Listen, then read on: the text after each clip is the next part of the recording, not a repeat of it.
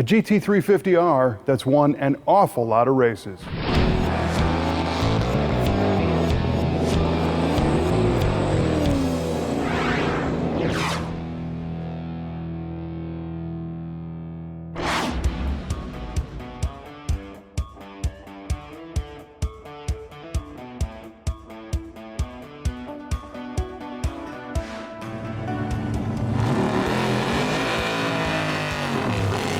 When Ford rolled out the Mustang for 1965, Carroll Shelby's team immediately went to work on building a road racing version called the Shelby GT350.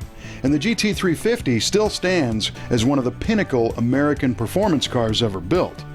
The stripped-down Mustang was treated to revised suspension geometry, a hotter 289 cube V8, a matched 4-speed and rear gear set, stiffer suspension, and a gutted interior to save weight. And while many of these cars were raced, Shelby's team built 34 specially prepared GT350s for SCCA B production class racing, and these were called the GT350R. All the Shelby GT350R competition coupes were bred to be race cars from day one, but this number 180 Brown Brothers car is perhaps the winningest GT350R of all of them.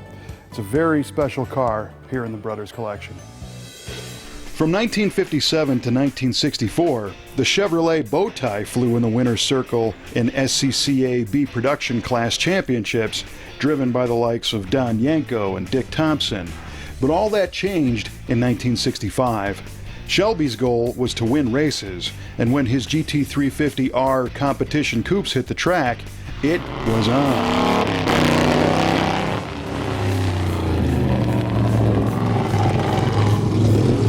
When the dust settled, the GT350Rs had secured their place in the front of the pack and held on to that position for many years.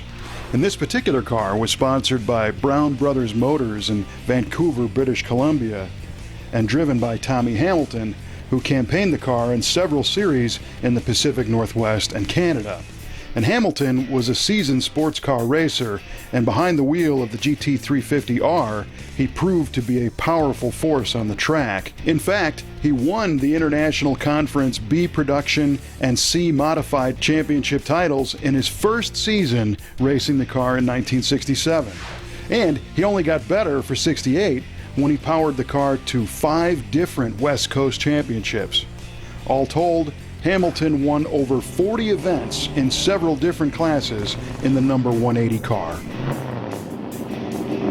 Tommy Hamilton was an extremely passionate racer, and he wasn't content to run this car in the sedan or B production classes alone. He would routinely change the intake and carb setup and other details to allow the car to legally race in different classes, and then successfully competed in those classes as well. As a result, the Brown Brothers number 180 car captured titles in several series and classes and countries during its racing career. The GT350R is a far cry from a stock Mustang, and it began with a gutted shell. Gone are the sound deadener, rear and side glass windows, upholstery, and other comfort items like the heater and the radio. The body was lightened with fiberglass panels up front. Flares were added to the fenders to accommodate wider 15-inch wheels and race tires for better traction, and plexiglass side windows with aluminum frames. The front suspension was revised to change the mounting points of the control arms for better handling, and stiffer springs and Coney adjustable shocks were added to grab hold of the track. A larger sway bar and oversized Lincoln disc brakes were adapted as well. The rear suspension benefited from traction bars, higher rate springs, and matched shocks. Power came from the 271 horsepower K-Code 289 V8, but it was beefed up with a higher lift solid camshaft, aluminum intake and special 4-barrel carburetor, tri-Y exhaust headers, smaller pulleys, and a dual-point distributor. Power exceeded 325 horsepower, and longevity was helped with improved cooling systems.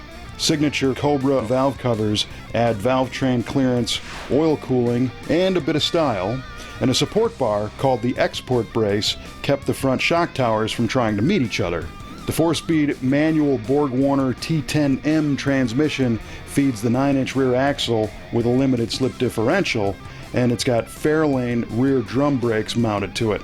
The GT350R rolls on lightweight aluminum American racing wheels. Inside the car, a 4-point roll cage stiffened up the chassis, and the driver sat in a race bucket. Racing gauges fill the dashboard, but that's really all you got, and it's only what you need. A 34-gallon fuel tank keeps the car on track, and the open exhaust screams at high RPM. Gone are the bumpers, and the body has been restored to its original Wimbledon white and blue striped appearance. This car has seen some changes over the years, but we think it's cool that it has been returned to its most winning era in terms of appearance and equipment. This is a perfect example of what you'd call a real deal car, one that is a documented winner with tremendous historical significance.